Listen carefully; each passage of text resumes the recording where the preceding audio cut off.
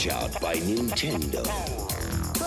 11 world-class contenders. Take them down with your controller, beat them all, and you've got a shot at Tyson's title. Power! But for that, you've got to beat Mike Tyson. Mike Tyson's Punch-Out from Nintendo. Now you're playing with power. Hello everybody, MegaZardX here, back at it again to give you another very exciting collection reflection video where I take the time out just to go through my whole entire gaming library and just pull something off the shelf. Could be a game, could be a limited edition, could be a console, etc.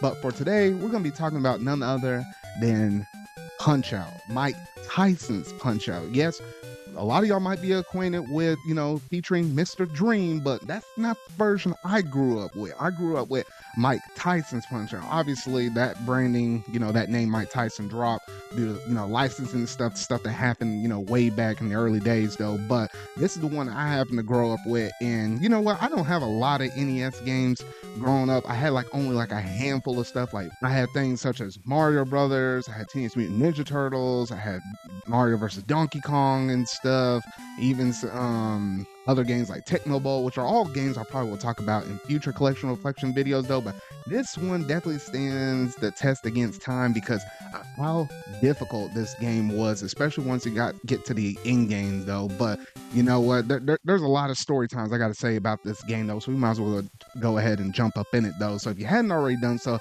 make sure to go and hit that like button, go ahead and hit that subscribe button and that bell to stay up to date on all things video game related I feel like talking about and discussing. But without any further ado, let's go ahead and jump straight up into this video.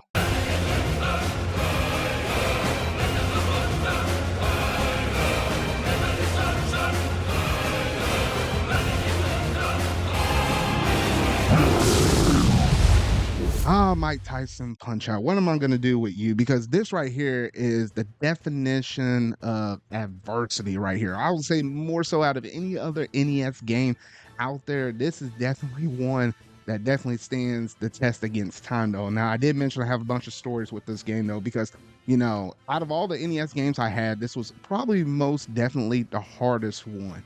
Obviously, you started off fairly easy, going against, different people fighting in the ring, getting your left and right jabs, getting up in there and stuff like that. Obviously, the game featured a character known as Little Mac, who wasn't necessarily the strongest, the bulkiest, the tallest person in the ring. No, he was definitely the underdog for this whole entire series.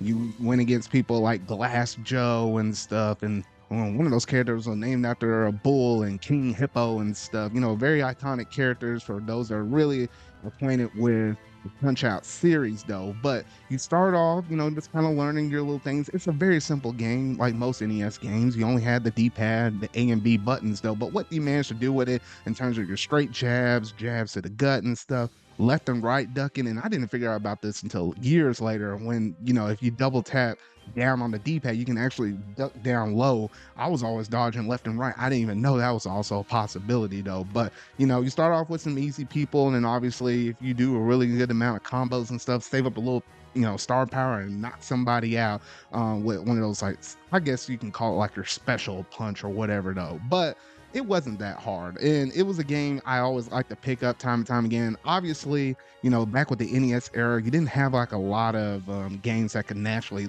have a save state.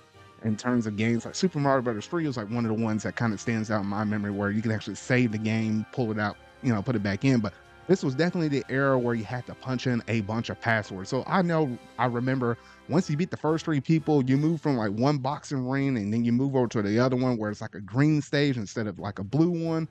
And you always have to write down those codes. I always had my notebook, and I was always writing down these things. I was like, okay, I got to make sure I get back to this point. That way you don't have to, spin your lives and stuff starting over with the first 3 though. But, once you started getting into that green ring, things got really tough. And I think, honestly, if I remember right, after that magician dude, I can't remember that dude's name though, but after you fight that magician dude and get past him, whoever's that next person, that was the one I always had issues getting past. And consistently, I was always like that. Now, I remember I said I started this game out when I was wee little, probably the age of 7 or so. So I wasn't expecting, at least in my younger years, to be able to go through and beat this game. It wasn't until years later. I'm talking about when I was in high school. I think I was either somewhere between 10th and 12th grade where I had a teacher at the time, and I think I mentioned this in one of my other story times with my Double Dash collection reflection video though, but he would teach for half of the class, and then for the other half of the class, he'd be like, do whatever. And he had like a closet full of games and stuff. He had the GameCube back there in the closet and stuff like that.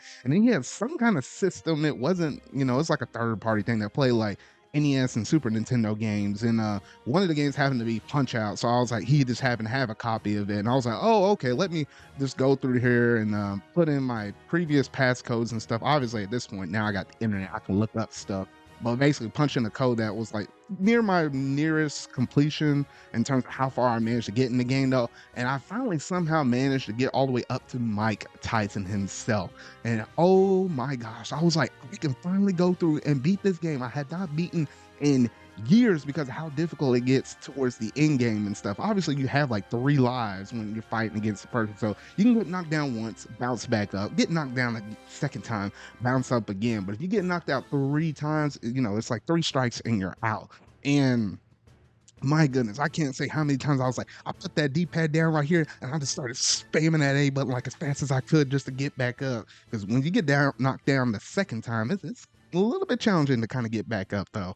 However, Mike Tyson, oh my gosh, this dude on this box art, he wasn't playing around. I'm trying to tell y'all this right now.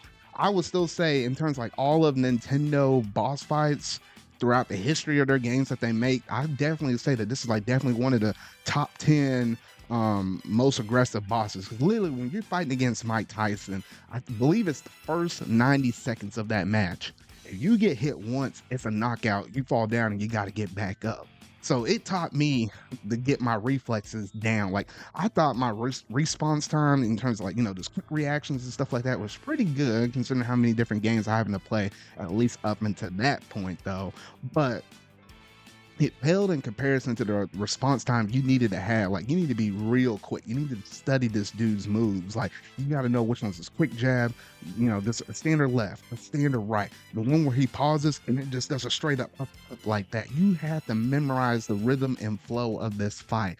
Can't tell you how many times, because at least at this point, when you get to this fight, luckily they give you a passcode so you're able to jump straight back into this fight. So you don't have to grind and do all of the other matches before this though. But I can't say how many times I got knocked out in that first 90 seconds. It did teach me a little bit of adversity. You're going to go through some trials and stuff like that though. But, quitting was never in my vocabulary, at least not with this old school game right here. I needed to go ahead and beat this. I think this was a game that not even my dad managed to get through and, managed to fight and beat this boss. So I was like, hey, I got to prove a point at least with this game, because this game has been the bane of my existence for, well, at this point in the game, it was like, almost 10 years or so at this point, though, from like 7 to what could have been 17. So, I was, duking it out left and right. I eventually said, you know what? I wasn't going to beat in that classroom. Said not enough time.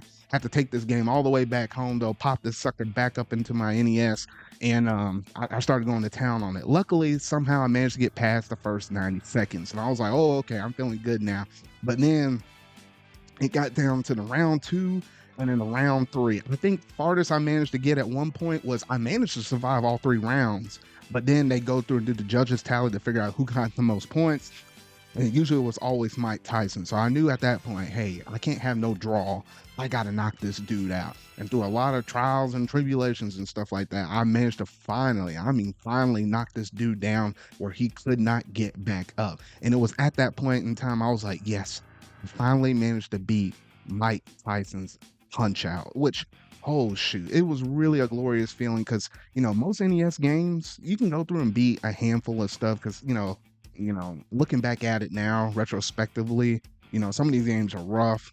The save states and stuff, the way how they did their passwords and stuff like that, not the easiest things in the world. Obviously you can actually play this game right now via the NES NSO service on the Nintendo Switch, which now you have things such as like save states and rewind time and all of that stuff. So it makes games like this a lot more manageable and a lot easier to beat than if you were just playing this game on an original NES though. So if you do want to take this challenge for yourself, I do recommend it.